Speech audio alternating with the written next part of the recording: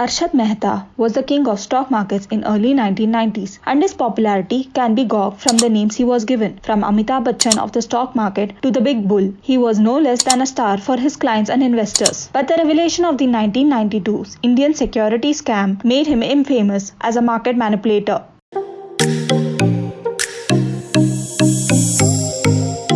His full name was Arshad Shantilal Mehta. He was born on 29 July 1965 at Paneli Moti, Rajkot district in Gujarati Jain family. His father was Shantilal Mehta, was a small businessman. Mother was Rasila Ben Mehta. He had three siblings, Sudhir Mehta, Itesh Mehta and Ashwin Mehta. Ashwin Mehta was also a stockbroker in Arshad Mehta's firm. Ashwin Mehta earned a law degree at the age of 50 and then himself fought all pending cases against him. He did his early study in Janata Public School, Camp 2, Bhilai. A cricket enthusiast, Mehta did not show any special promise in school and came to Mumbai after his schooling for studies and to find work. Mehta completed his BCom in 1976 from Lala Lajpat Rai College, Mumbai and worked a number of odd jobs for the next 8 years.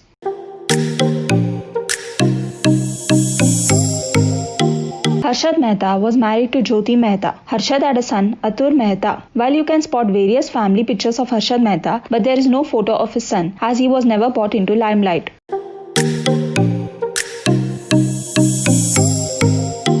Jobs often related to sales, including selling hosiery, cement and sorting diamonds. Mehta started his career as a salesperson in Mumbai office of New India Assurance Company Limited. During this time, he got interested in stock market and after a few days resigned and joined a brokerage firm. In early 1980s, he moved to a lower level clerical job at the brokerage firm Harjivan Das Nemidas Securities, where he worked a jobber for the broker Prasann Pranjivan Das, broker who he considered his guru. Over a period of 10 years beginning 1980, he served in positions of increasing responsibility at a series of brokerage firms. By 1990, he had risen to a position of prominence in the Indian securities industry, with the media, including popular magazines such as Business Today, touting him as Amitabh Bachchan of stock market. Grow More Research and Asset Management with the financial assistant of associates. When the BSE auctioned a broker's card, he actively started to trade in 1986. By early 1990s, a number of eminent people began to invest in his firm and utilize his services. It was at this time that he began trading heavily in the shares of Associated Cement Company. The price of the shares in the cement company eventually rose from Rs 200 to Rs 9,000 due to massive spat of buying from the set of brokers including Mehta. Mehta justified this excessive trading in ACC shares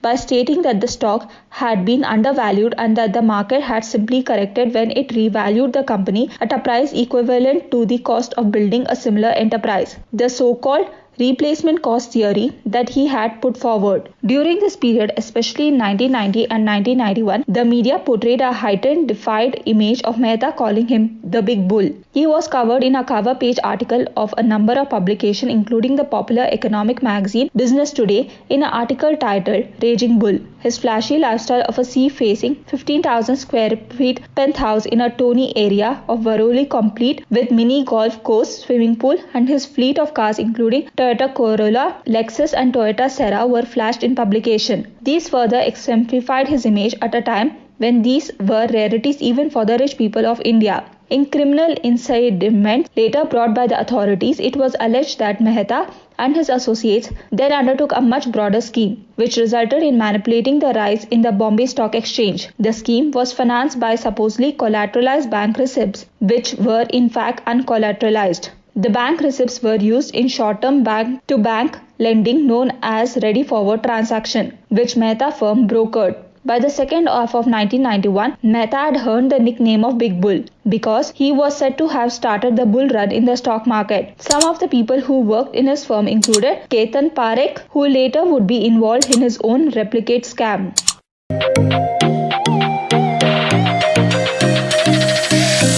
When the banks sell securities, they actually give bank receipt to the bank who is buying the security, which confirms the selling of the securities to the bank. Now, when a bank wants to have some securities, Mehta gives him a fake bank receipt and the bank in return gives money on behalf that they have got the bank securities. And with the help of that money, he heavily invested in the stock market, and because of this, the share price of the money went high, When the stock market reaches its peak, Harshad then sells his share, keeping the profit with himself, and returns the money to the bank, and then takes back his fake BRs. He took the price of ACC from rupees 200 to rupees 9,000. That was an increase of 4,400%. The stock markets were overheated and the bulls were on a mad run. Since he had to book profits in the end, the day he sold was the day when the markets crashed.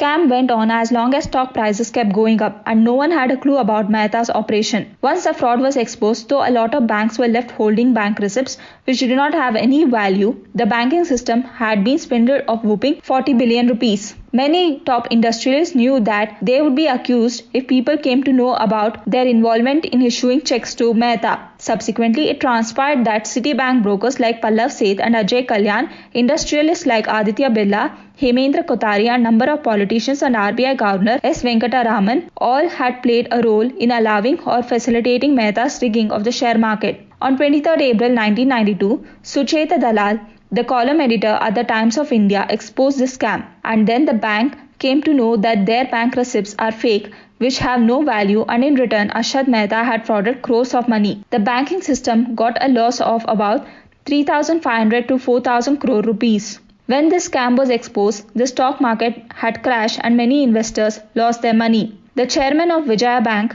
committed suicide by jumping off the building because he had issued an enormous amount of money on the name of Arshad Mehta. Many banks asked Arshad Mehta for their money back, but because of the bear run, Harshad could not give their money back.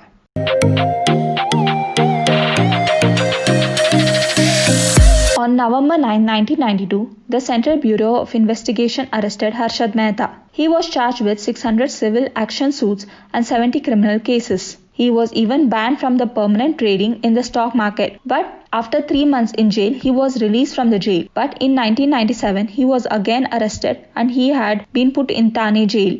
After getting released from jail, Harshad held a press conference where he claimed to have paid rupees 1 crore as a bribe to then Prime Minister Narasimha Rao to get him off the case. However, the Indian National Congress Party rubbished the allegations made by Arshad Mehta. Also, no evidence was found against Narasimha Rao showing that he had taken the bribe. In 1992, the RBI formed the Janaki Raman Committee to investigate into the matter. After thorough investigation, the committee reported the scam of 4,025 crore rupees. The reported sum, if put into perspective in 2021, it would be amount to 24,000 crore rupees. In September 1999, the High Court of Bombay convicted Arshad Mehta along with 3 others in rupees 380.97 million Maruti Udyog Limited fraud case and sentenced him to 5 years of imprisonment. Harshad Mehta was serving his term in Thane prison when he complained of chest pain and was taken to Thane Civil Hospital. On December 31, 2001, Harshad Mehta died of heart alignment in the hospital.